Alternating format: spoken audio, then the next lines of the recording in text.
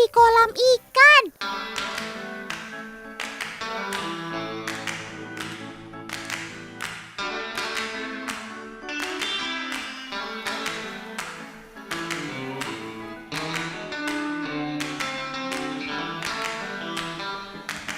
Wah, Otan mau ikut loncat-loncatan bareng ikan juga dong.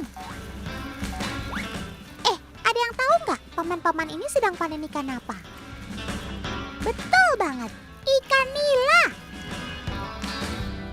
Ikan air tawar ini umum dibudidaya karena resiko kematiannya rendah dan rasanya enak. Nah, biasanya ikan nila dapat dipanen di usia 4-6 bulan dengan bobot 300 hingga 500 gram per ekor. Artinya, tidak semua ikan yang dijaring bisa diambil untuk panen. Makanya sambil panen sekaligus proses sortir. Jika ikan masih terlalu kecil akan dikembalikan ke kolam. Wah, baru satu ember kecil saja beratnya hampir 85 kilogram. Biasanya satu kolam besar nila menghasilkan ratusan kilogram, bahkan sampai hitungan ton. Wah, banyak juga ya. Semangat ya paman-paman. Oh iya teman, selain teknik panen dengan jaring, ada juga nih panen parsial atau menyurutkan sebagian volume air. Nah, untuk panen parsial, sebaiknya sebagian sisi kolam dibuat lebih dalam lagi seperti ini. Gunanya agar saat air surut, semua ikan berkumpul di sisi kolam dan memudahkan untuk diambil. Kok tadi Otan dengar ada yang bilang ikan mujair ya? Wah, dari tadi Otan ngomong masih ada kurang nyimak nih. Jadi teman di rumah masih bingung ya membedakan ikan nila dan mujair?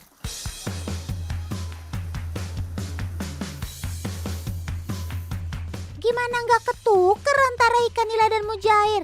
Sebab beberapa daerah di Jawa Barat seperti Tasikmalaya memiliki sebutan yang sama untuk kedua ikan ini.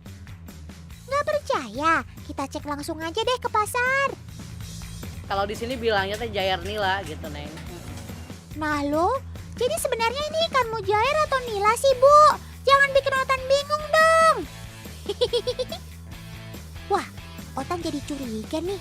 Para ibu dan bapak yang suka belanja ke pasar sebenarnya tahu nggak ya perbedaan ikan nila dan mujair?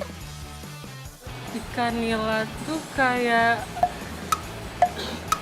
sama-sama ikan, cuma beda nama mungkin ya. Ikan nila agak besar, kalau ikan mujair agak kecil. Bedanya paling dari itu jadi colak.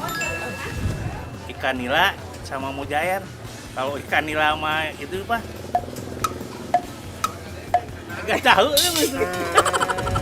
Terbukti ya teman, kalau masih banyak orang yang belum tahu perbedaan ikan nila dan mujair. Oke, Otan kasih tahu dulu nih sedikit asal-usulnya. Ikan nila atau Oreochromis niloticus merupakan ikan konsumsi air tawar dari Afrika. Sedangkan mujair bernama Oreochromis mozambicus, pertama kali ditemukan di Blitar, Jawa Timur. Masih berkerabat dekat dan sulit dibedakan. Namun jika diperhatikan, ada beberapa perbedaan di antara keduanya. Mulai dari sirip punggung ikan nila terlihat lebih jelas dan tajam. Ujung ekor ikan mujair biasanya berwarna merah dan tidak memiliki garis vertikal yang jelas seperti ikan nila. Sirip sisi samping ikan mujair pun cenderung berwarna merah. Dan perbedaan paling jelas adalah corak tubuh keduanya. Ikan nila mempunyai corak garis vertikal yang sangat jelas, sedangkan ikan mujair tidak. Lingkaran hitamnya bahkan cenderung abstrak.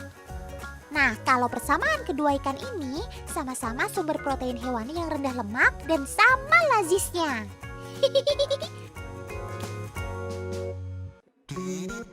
Panggilan, sekali lagi panggilan untuk Bu Ibu, Mbak, Teteh yang suka makan ikan. Kumpul! Otan dan Kak Dinda bukan mau bikin demo masak sih, tapi mau kasih tips membersihkan sisik ikan yang praktis tanpa takut terluka kena pisau. Caranya ya dengan ketimun. Potong serong satu buah ketimun, lalu gosokkan ke tubuh ikan mulai dari pangkal ekor menuju kepala. Tada! Sisik ikan langsung mudah terkelupas. No repot, no luka-luka. Keren maksimal. Oh iya, Selain sisiknya terkupas, ketimun juga bermanfaat untuk menghilangkan bau amis loh. Nah, makin praktis kan, Moms?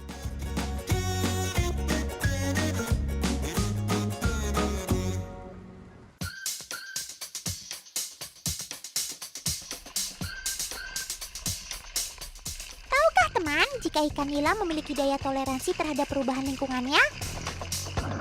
Yaps, sederhananya, nila memiliki daya tahan tubuh yang kuat, bahkan pada suhu ekstrim sekalipun, seperti penggunaan unsur nitrogen. Otan beri contoh pada sayur pakcoy ini ya. Sayur yang dituang dengan cairan nitrogen menyebabkan pembekuan secara instan. Karena titik didih nitrogen cair mencapai minus 196 derajat Celcius. Dingin banget! Hanya dalam hitungan detik, pakcoy dapat mengeras karena adanya unsur kimia. Daun yang sejatinya tidak bisa patah, sekarang dapat hancur berkeping-keping seperti kaca. Nah, apa jadinya jika perubahan suhu ekstrim ini terjadi pada ikan nila?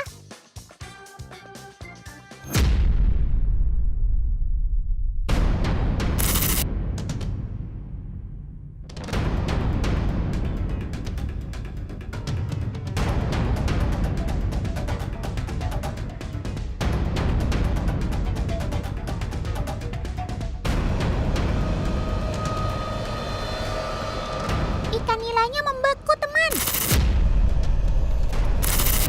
Teknik ini disebut dengan kriopreservasi atau teknik pengawetan jangka panjang. Suhu didih nitrogen bereaksi untuk menonaktifkan sel-sel tubuh ikan. Tenang, nilainya baik-baik aja kok, teman.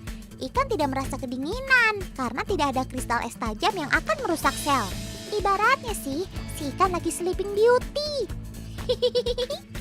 Nah, jika kita masukkan kembali ke dalam air, suhu akan mulai naik hingga mengaktifkan jaringan sel ikan. Dan akhirnya hidup kembali. Yeay! Ternyata teknik kriopreservasi ini umum digunakan pada bidang perikanan loh. Salah satunya untuk menjaga ikan tetap segar saat pengiriman jarak jauh. Jadi nggak usah khawatir penggunaan nitrogen ini dapat menyiksa si ikan.